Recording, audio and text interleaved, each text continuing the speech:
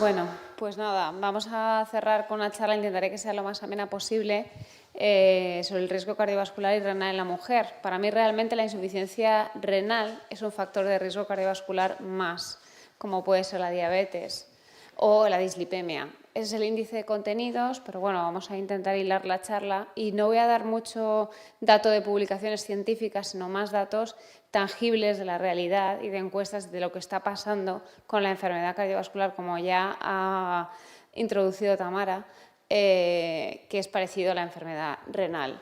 Entonces, bueno, la OMS define al paciente, ¿no?, como un conjunto biopsicosocial y, bueno, nosotras somos mujeres, en honor al Día Internacional de la Mujer Trabajadora, que será el viernes, pues la mujer está rodeada de un entorno familiar, cultural, social, laboral, que a veces nos resulta muy exigente, y resulta que con datos de la Fundación Española del Corazón, 65% de las mujeres anteponen la familia a la enfermedad. ¿Cuántas veces habéis visto a una mujer venir a urgencias unos días después para no preocupar a su hijo, o que tiene con el dolor y es que es Nochebuena y entonces se ha esperado hasta el día 26 o después de recoger a los nietos? Entonces, estos son datos reales y publicados en la Fundación Española del Corazón. Y luego, como sabéis, tenemos factores de riesgo clásicos, que los conocemos todo el mundo. Sabemos que la diabetes, la hipertensión, la dislipemia, el sedentarismo, el sobrepeso o la obesidad, el tabaquismo y la mala alimentación, pues son clásicos factores de riesgo que aquí compartimos con la enfermedad renal. Son factores de riesgo para las arterias de todo el cuerpo y los órganos vitales, como son corazón y riñón. Pero también hay unos factores de riesgo emergentes que se está hablando mucho últimamente, que está la salud emocional, entre ellos la soledad no deseada, que es otro tema que daría para una charla entera, los factores de riesgo ginecológicos, que yo creo que se han abordado muy bien en esta jornada tan interesante, e incluso la contaminación ambiental. Pero contaminación ambiental no solo hablando de partículas contaminantes del aire, sino que más de 200 especies marinas están contaminadas y estamos comiendo microplásticos con el pescado. O sea que esto también daría para otra charla, pero no voy a entrar. Entonces, bueno, aquí me voy a centrar. Todos sabéis que tenemos factores no modificables de riesgo. Aquí el hombre sale un poquito perjudicado, ¿no?, porque para el sexo masculino a partir de los 45 años ya supone un factor de riesgo cardiovascular. Si encima tiene el colesterol alto o la lipoproteína alta, pues ojo. Y luego los antecedentes de familias de cardiopatía isquémica precoz, para el hombre es menor de 55 años y la mujer menor de 65. Esto es porque tenemos cierta protección por los estrógenos hasta la menopausia. Luego ya empieza a aumentar mucho la enfermedad cardiovascular. Modificables, pues tenemos factores modificables que atajamos con fármacos, que atajamos con recomendaciones de estilo de vida. Y luego quería destacar los factores de riesgo, los nuevos, ¿no? Los que están más en boga, los más famosos, pues los factores psicosociales, la lipoproteína A. Yo no sé si todos tenéis una determinación de lipoproteína A en la vida. ¿Sabéis determinar la lipoproteína A? ¿No? Pues deberíais determinarla. Yo tengo 2 y hay una cierta variabilidad, más o menos 10, 15, pero más o menos es una vez en la vida. Es como un LDL, hereditario, autosómico dominante, y yo os animo a que os la determinéis. Y luego tenemos la inflamación crónica de bajo grado, que también es un trending topic en la enfermedad renal crónica, y el riesgo lipídico, inflamatorio y trombótico, ¿no? Y bueno, y luego tenemos los factores específicos de la mujer, que hemos hablado de ellos, que son tener la menarquia precoz, tener la menopausia precoz. Tenemos factores relacionados con el uso de anticonceptivos orales. Tenemos factores relacionados con el síndrome de ovario poliquístico. A raíz de empezar a dar estas charlas, yo siempre apunto en la historia cuándo tuvo la regla, su primera regla, cuándo tuvo la menopausia y si tiene diagnosticado síndrome de ovario poliquístico. Hace 10 años, cuando empecé la residencia, jamás hubiera pensado que estaría haciendo estas historias clínicas y apuntando esto, ¿no? Y también con las mujeres embarazadas, también les pregunto si han tenido algún problema durante el embarazo, no solo ya una preeclampsia, una diabetes gestacional, si el feto ha pesado lo suficiente o ha sido un parto prematuro con un feto pequeño, etc. Y luego hay factores ováricos, que son el fallo ovárico precoz y que se relaciona también con la menopausia precoz. Entonces, bueno, los factores de riesgo cardiovascular clásicos más dañinos son la diabetes, ¿no? La diabetes es un factor de riesgo muy dañino y aquí no está un factor de riesgo que son las enfermedades inflamatorias inmunomediadas. La artritis reumatoide o la artritis psoriásica puede multiplicar por 2, como la diabetes, el riesgo de desarrollar una enfermedad cardiovascular y renal. Y luego, pues, sabemos que la clase social es un factor de riesgo cardiovascular per se, también la presión arterial, la filación auricular, porque se asocia mucho a insuficiencia cardíaca, la insuficiencia cardíaca va de la mano de la enfermedad renal, como luego comentaremos, y el tabaquismo. Hay veces que se recurre mucho al tabaquismo por problemas de ansiedad o porque a lo mejor pues, no quieren comer y quieren fumar. Cada paciente es un mundo, pero el tabaquismo es un problema que hoy en día pues, existe y debemos abordar, y es abordarlo supone solo 3 euros de gasto respecto a todos los fármacos que valen 400, 500, 600 euros mensuales. Por lo tanto, yo creo que debemos tener como objetivo abordar el tabaquismo. Esto es una encuesta europea de salud en 2020 que habla del sedentarismo. Las mujeres somos más sedentarias que los hombres, pero es que llama la atención, sobre todo desde los 30 a los 49, que es en la edad fértil y que estamos en pleno apogeo laboral, que es cuando más sedentarias somos, y luego a partir de los 65 años porque tenemos que recoger a los nietos de la escuela o tenemos que cuidar del marido o cuidar de la familia o hacer la comida, etc. Por lo tanto, y la nacionalidad, por ejemplo, ser extranjero o tener un bajo nivel cultural también se asocia a mayor tasa de sedentarismo. Y esta es la etapa de la vida, ¿no? Es curioso porque cuando nacemos más o menos, ahí ya naces con una impronta genética que se ha hablado aquí, que es cómo ha tenido el embarazo tu madre, cómo se ha cuidado tu madre, más la genética, que hemos hablado también de genética. Y luego desde los 25, 30, los 40, cuando aparece ahí ya a los 30 la mujer con el bebé, es los años donde menos actividad física tenemos, menos nos cuidamos, más estrés tenemos y más exigencia laboral tenemos, porque queramos o no, aunque estemos en una sociedad muy igualitaria, es verdad que la que tiene el embarazo, la que tiene el parto, la que tiene el puerperio y la que tiene la lactancia es la mujer.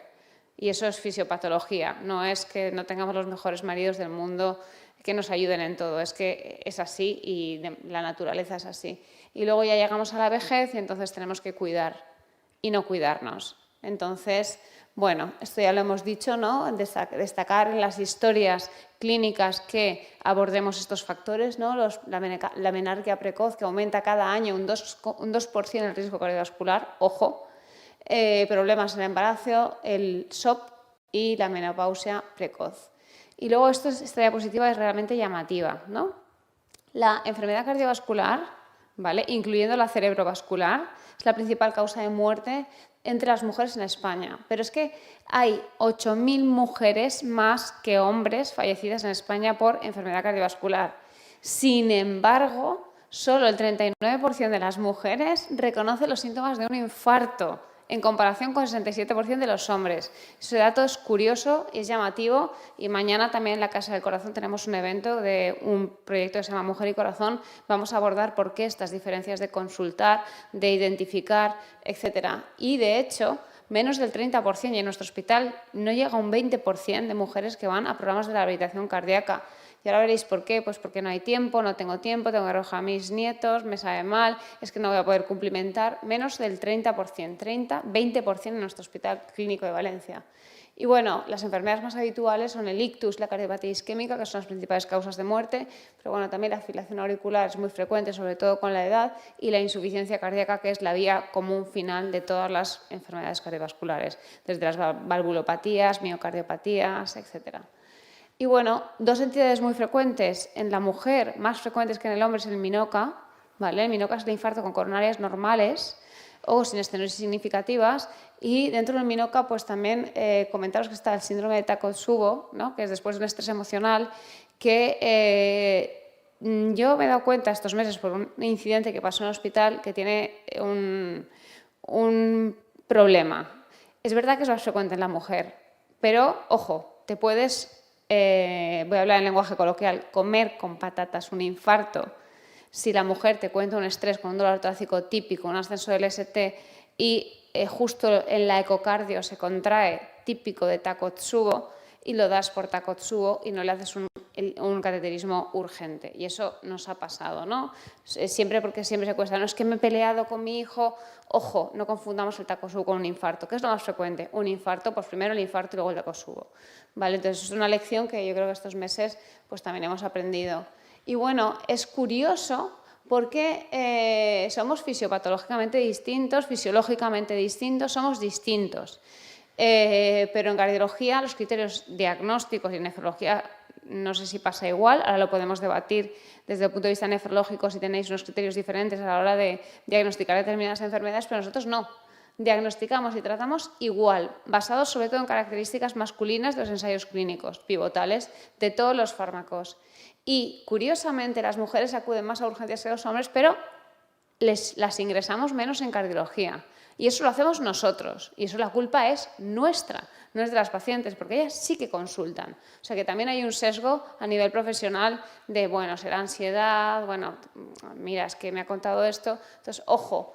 Y eso implica que la enfermedad cardiovascular en la mujer al final genera mucho más coste socioeconómico y sanitario porque aparece siendo más mayores, con más comorbilidades y con más complicaciones derivadas del infarto, por ejemplo, y con más mortalidad que los hombres por enfermedad cardiovascular. Y esta diapositiva también es extraída de la Fundación Española del Corazón, 2023, publicada en la Sociedad Española de Cardiología. Cada 8 minutos, o sea, imaginaos la tarde que llevamos aquí, pues muere una mujer en España por enfermedad cardiovascular. Y bueno, aquí estamos un poco hablando del tiempo, desde que una mujer tiene un dolor torácico y acude a consulta, y el tiempo medio en pacientes con infarto que requieren una angioplastia primaria es de 238 minutos, cuando la arteria tiene que estar abierta en menos de 120. Por lo tanto, vamos con retraso, ¿vale? Y tenemos que también entrenar, no solo pues desde la población general, a reconocer los síntomas de un infarto. Y bueno, pues aquí está el hándicap, ¿no? ¿Qué tenemos que hacer? Tenemos que enseñar y concienciar y luchar para que nos autocuidemos más y tengamos más autoestima laboral. Aquí podríamos hacer otra charla del síndrome de impostor, etcétera, laboral, personal, porque muchas veces el autocuidado, esta balanza, pues está en detrimento del autocuidado, ¿no? Nos preocupa más cómo esté mi familia, pues cómo está la economía en mi casa, y no faltar al trabajo. No vaya a ser que vayan a decir que como tengo 3 hijos, pues es que como se me ha puesto malo uno, no estoy llegando tarde o estoy faltando. Entonces yo creo que esto es un hándicap que tiene que salir en las charlas y tiene que hablarse. Y bueno, pues estos son los motivos por los que muchas mujeres no van a rehabilitación cardíaca, pero realmente la rehabilitación cardíaca tiene muchos beneficios, como hacer ejercicio físico. Los psicólogos dicen que el ejercicio físico es un antidepresivo, pero sin embargo, pues vosotros aquí, ¿cuánta gente hace ejercicio físico? ¿Cuántos? No está mal. El doctor Montomoli no hace ejercicio físico. ¿Sí? Bueno, no está mal, no está mal. Yo actualmente no hago ejercicio físico. Y bueno, esto ya es vuestro terreno. O sea, los factores de riesgo cardiovascular comparten factores de riesgo con la enfermedad renal. Y realmente, pues simplemente pues destacar aquí los pioneros del síndrome cardiorrenal y las unidades cardiorrenales en España, ¿no? Como somos el corazón y el riñón, pues son un matrimonio, ¿no? Que hay una interacción bidireccional donde una disfunción aguda o crónica de uno u otro órgano conduce a la descompensación de todo el sistema circulatorio cardiovascular. Por lo tanto, la enfermedad renal es un factor de riesgo cardiovascular. Esto también lo sabéis mejor que cualquier cardiólogo. Lo que pasa es que nosotros nos han concienciado tanto en el síndrome cardiorrenal que no sabemos todos los tipos, ¿no? Los dos cardiorrenales puros, agudo y crónico, tipo 1 y tipo 2, los dos renocardíacos, y el sistémico, que es el tipo 5, que yo creo que no hay que olvidar que las enfermedades inflamatorias inmunomediadas son muy importantes y afectan al riñón. Por eso hay muchos grupos de trabajo de comorbilidades, pues en patologías como la psoriasis o la artritis, etc. Y bueno, y estos son los factores comunes, que ya los he nombrado en realidad. ¿Para qué lo vamos a repetir? Pues diabetes, obesidad, síndrome metabólico, hipertensión, todo eso. y hace que se active una fisiopatología neurohormonal inflamatoria con disfunción endotelial, estrés oxidativo y fibrosis, tanto de corazón como riñón, que conduce al síndrome cardiorrenal. Por primera vez se publica un registro, que es el registro CardioRen, que el doctor Gorriti es uno de los firmantes, y es un registro observacional multicéntrico prospectivo realizado el año pasado en España con 1.107 pacientes con insuficiencia cardíaca crónica de 13 hospitales. Es verdad que son centros que tienen unidad de insuficiencia cardíaca, o sea que puede estar sesgado lo bien tratados que están estos pacientes respecto a otros centros o medios rurales, ¿no? Yo siempre le hago un guiño a los medios rurales y a los hospitales comarcales, donde no se tiene la suerte de tener una unidad cardiorrenal con nefrólogo y cardiólogo pasando visita. Y bueno, a pesar de que se está contento con el 37% representación de las mujeres, yo aún sigo queriendo que haya a lo mejor pues un 50-50. ¿No? Estaría bien, pero bueno, casi un 40% de mujeres. Y lo que se vio es que el fenotipo de síndrome cardiorrenal en la mujer y en el hombre era totalmente diferente. En la mujer había más inflamación y disfunción endotelial a nivel fisiopatológico, había más enfermedad renal crónica avanzada, había más anemia, más valvulopatías, más insuficiencia cardíaca con fraccionación preservada y más obesidad, más congestión clínica. Sin embargo, en el fenotipo masculino había más factores de riesgo clásicos de la cardiopatía isquémica o síndrome coronario crónico, que es como lo llamamos ahora, ¿no? Más hipertensión, más insuficiencia cardíaca con fracción de eyección reducida debida a infarto y menos insuficiencia renal en estadios avanzados y más fibrilación auricular. Entonces, bueno, concluir simplemente pues, que la enfermedad cardiovascular es la primera causa de muerte en la mujer, por encima de cualquier tipo de patologías, como el cáncer. De hecho, la Unión Europea se ha dado cuenta de esto y por fin han invertido muchos millones de euros en poner la enfermedad cardiovascular no por delante del cáncer, pero investigar y paliar y tratar, que la salud de la mujer claramente se ve afectada por factores de riesgo clásicos, pero también por los emergentes y por los propios de la mujer. Y pues hay que analizar un poco los roles, ¿no? En qué punto estamos de los roles laborales, familiares, socioculturales, tenerlo en cuenta también las historias clínicas. Y en cuanto a las mujeres con síndrome cardiorrenal, como ya he comentado, tienen más enfermedad renal avanzada, anemia, mayor prevalencia de fracción de eyección preservada, más valvulopatías y, en cambio, son más isquémicos los hombres. Y luego pues, necesitamos investigar, hacer ensayos en el que el porcentaje de mujeres sea equiparable al porcentaje de hombres y estudiar si fisiopatológicamente o fisiológicamente respondemos igual a los fármacos. Entonces, y no olvidemos que es importante abordar en la consulta o en la hospitalización la salud emocional, porque eso va a ser clave para el autocuidado. Y luego, pues, una frase para acabar, o dos frases.